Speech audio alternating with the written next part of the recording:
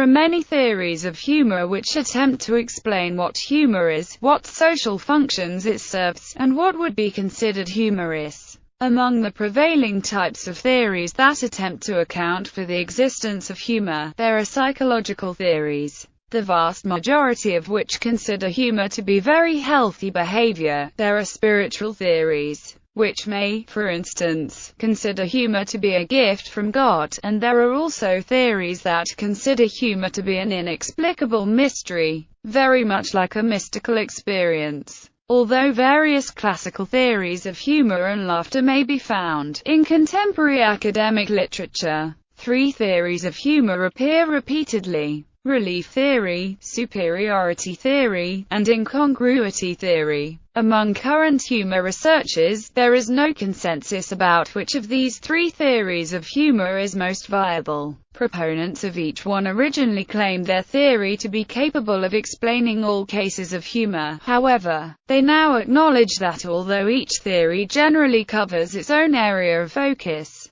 many instances of humor can be explained by more than one theory. Incongruity and superiority theories, for instance, seem to describe complementary mechanisms which together create humor. Relief theory maintains that laughter is a homeostatic mechanism by which psychological tension is reduced. Humor may thus, for example, serve to facilitate relief of the tension caused by one's fears. Laughter and mirth, according to relief theory, result from this release of nervous energy. Humor, according to relief theory, is used mainly to overcome socio-cultural inhibitions and reveal suppressed desires. It is believed that this is the reason we laugh whilst being tickled, due to a build-up of tension as the tickler strikes. Superiority theory. The superiority theory of humor traces back to Plato and Aristotle, and Thomas Hobbes' Leviathan. The general idea is that a person laughs about misfortunes of others,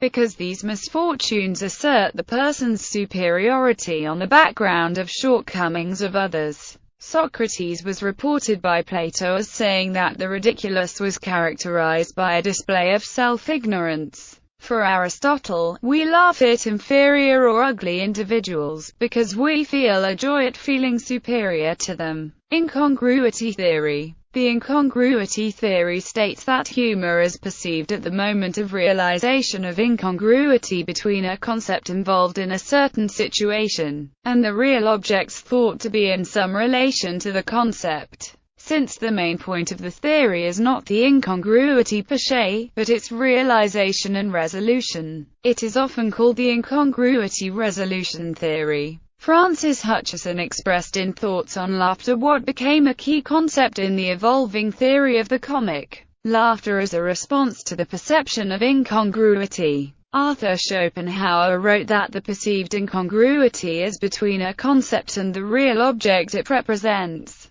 Hegel shared almost exactly the same view, but saw the concept as an appearance, and believed that laughter then totally negates that appearance. According to Herbert Spencer, laughter is an economical phenomenon, whose function is to release psychic energy that had been wrongly mobilized by incorrect or false expectations. The latter point of view was supported also by Sigmund Freud. The first formulation of the incongruity theory is attributed to the Scottish poet Beattie. The most famous version of the incongruity theory, however, is that of Kant, who claimed that the comic is the sudden transformation of a strained expectation into nothing. Henry Bergson attempted to perfect incongruity by reducing it to the living and mechanical. An incongruity like Bergson's, in things juxtaposed simultaneously, is still in vogue. This is often debated against theories of the shifts in perspectives in humor, hence the debate in the series Humor Research between John Morrill and Robert Latter. Morrill presented mostly simultaneous juxtapositions, with Latter focusing on the cognitive shift created by the sudden solution to some kind of problem. Humor frequently contains an unexpected, often sudden, shift in perspective, which gets assimilated by the incongruity theory. This view has been defended by Latter and by Brian Boyd. Boyd views the shifters from seriousness to play. Nearly anything can be the object of this perspective twist. It is, however, in the areas of human creativity that the shift results from structure or mapping to create novel meanings. Arthur Koestler argues that humor results when two different frames of reference are set up and a collision is engineered between them. Script-based semantic theory of humor. The script-based semantic theory of humor was introduced by Victor Raskin in Semantic Mechanisms of Humor, published 1985. While being a variant on the more general concepts of the incongruity theory of humor, it is the first theory to identify its approach as exclusively linguistic. As such, it concerns itself only with verbal humor, written and spoken words used in narrative or riddle jokes concluding with a punchline. The linguistic scripts referenced in the title include, for any given word, a large chunk of semantic information surrounding the word and evoked by it, a cognitive structure internalized by the native speaker. These scripts extend much further than the lexical definition of a word. They contain the speaker's complete knowledge of the concept as it exists in his world. Thus, native speakers will have similar but not identical scripts for words they have in common. To produce the humor of a verbal joke, Raskin posits, the following two conditions must be met. The text is compatible, fully or in part, with two different semantic scripts. The two scripts with which the text is compatible are opposite.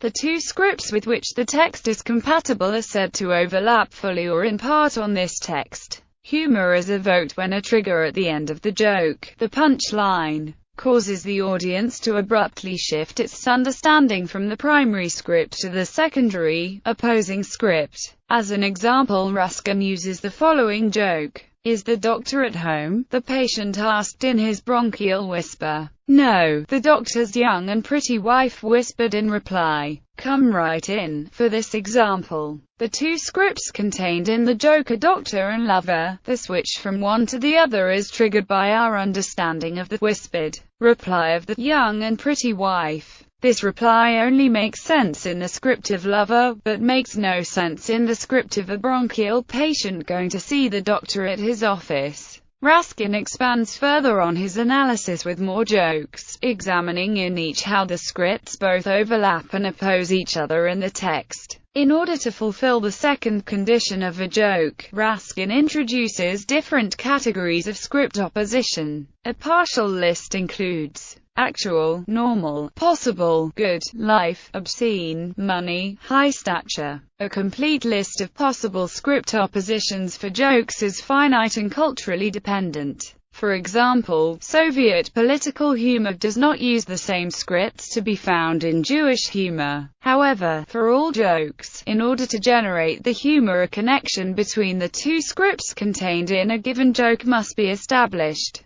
One cannot simply juxtapose two incongruous things and call it a joke, but rather one must find a clever way of making them make pseudo-sense together. General theory of verbal humor. The general theory of verbal humor was proposed by Victor Raskin and Salvatore Attardo in the article, Script Theory Revised. Joke Similarity and Joke Representation Model. It integrated Raskin's ideas of script opposition, developed in his script-based semantic theory of humor, SSTH, into the GTVH as one of 6 levels of independent knowledge resources. These KRs could be used to model individual verbal jokes as well as analyze the degree of similarity or difference between them. The knowledge resources proposed in this theory are script opposition references. The script opposition included in Raskin's SSTH. This includes, among others, themes such as real, actual, normal, possible. Logical mechanism refers to the mechanism which connects the different scripts in the joke. These can range from a simple verbal technique like a pun to more complex elements such as faulty logic or false analogies. Situation can include objects, activities, instruments, props needed to tell the story.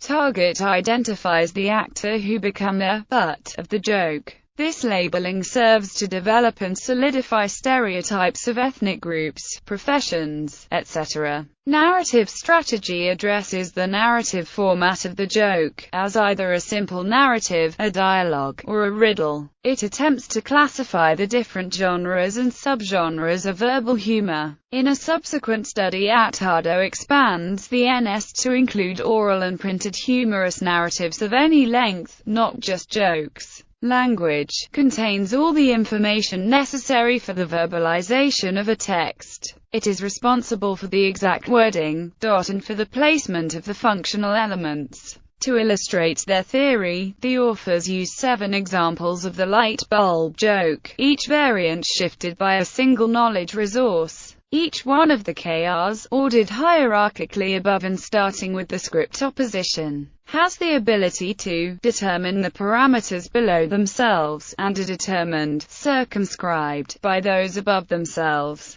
Determination is to be intended as limiting or reducing the options available for the instantiation of the parameter. For example, the choice of the script opposition, dumb, smart will reduce the options available to the generation in the tar. One of the advantages of this theory over Raskin's script-based semantic theory is that through the inclusion of the narrative strategy, any and all humorous texts can be categorized. Whereas Raskin's SSTH only deals with jokes, the GTVH considers all humorous text from spontaneous one-liners to funny stories and literature. This theory can also, by identifying how many of the knowledge resources are identical for any 2 humorous pieces, begin to define the degree of similarity between the two. As to the ordering of the knowledge resources, there has been much discussion. Willibald Reusch, a distinguished German psychologist and humor researcher, wanted to test empirically the ordering of the knowledge resources, with only partial success. Nevertheless, both the listed knowledge resources in the GTVH and their relationship to each other has proven to be fertile ground in the further investigation of what exactly makes humor funny. Computational neural theory of humor. The computer model of a sense of humor theory was suggested by Suslov in 1992. Investigation of the general scheme of information processing shows the possibility of a specific malfunction, conditioned by the necessity of a quick deletion from consciousness of a false version. This specific malfunction can be identified with a humorous effect on psychological grounds. It exactly corresponds to incongruity resolution theory. However, an essentially new ingredient, the role of timing, is added to the well-known role of ambiguity. In biological systems, a sense of humor inevitably develops in the course of evolution, because its biological function consists of quickening the transmission of the processed information into consciousness and in a more effective use of brain resources. A realization of this algorithm in neural networks justifies naturally Spencer's hypothesis on the mechanism of laughter. Deletion of a false version corresponds to zeroing of some part of the neural network, and excessive energy of neurons is thrown out of the motor cortex, arousing muscular contractions. The theory treats on equal footing the humorous effect created by the linguistic means, as well as created visually or by tickling. The theory explains the natural differences in susceptibility of people to humor, absence of humorous effect from a trite joke, the role of intonation in telling jokes, nervous laughter, etc. According to this theory, humor has a pure biological origin, while its social functions arose later. This conclusion corresponds to the known fact that monkeys and even rats possess a sense of humor. A practical realization of this algorithm needs extensive databases, whose creation in the automatic regime was suggested recently. Ontic epistemic theory of humor. The ontic epistemic theory of humor proposed by P. Martinson asserts that laughter is a reaction to a cognitive impasse, a momentary epistemological difficulty, in which the subject perceives that social being itself suddenly appears no longer to be real in any factual or normative sense. When this occurs, material reality, which is always factually true, is the only percept remaining in the mind at such a moment of comic perception. This theory posits, as in Bergson, that human beings accept as real both normative immaterial percepts, such as social identity, and neological factual percepts, but also that the individual subject normally blends the two together in perception in order to live by the assumption they are equally real. The comic results from the perception that they are not. This same result arises in a number of paradigmatic cases. Factual reality can be seen to conflict with and disprove social reality, which Martinson calls deculturation. Alternatively, social reality can appear to contradict other elements of social reality, which he calls relativization. Laughter, according to Martinson, serves to reset and reboot the faculty of social perception, which has been rendered non-functional by the comic situation. It anesthetizes the mind with its euphoria, and permits the forgetting of the comic stimulus, as well as the well-known function of communicating the humorous reaction to other members of society. Sexual selection. Evolutionary psychologist Jeffrey Miller contends that, from an evolutionary perspective, humor would have had no survival value to early humans living in the savannas of Africa. He proposes that human characteristics like humor evolved by sexual selection. He argues that humor emerged as an indicator of other traits that were of survival value, such as human intelligence, detection of mistake and reasoning. In 2011, three researchers, Hurley, Dennett, and Adams, published a book that reviews previous theories of humor and many specific jokes. They proposed the theory that humor evolved because it strengthens the ability of the brain to find mistakes in active belief structures, that is, to detect mistake and reasoning. This is somewhat consistent with the sexual selection theory, because, as stated above, humor would be a reliable indicator of an important survival trait, the ability to detect mistake and reasoning. However, the three researchers argue that humor is fundamentally important because it is the very mechanism that allows the human brain to excel at practical problem solving. Thus, according to them, humor did have survival value even for early humans, because it enhanced the neural circuitry needed to survive. Misattribution theory.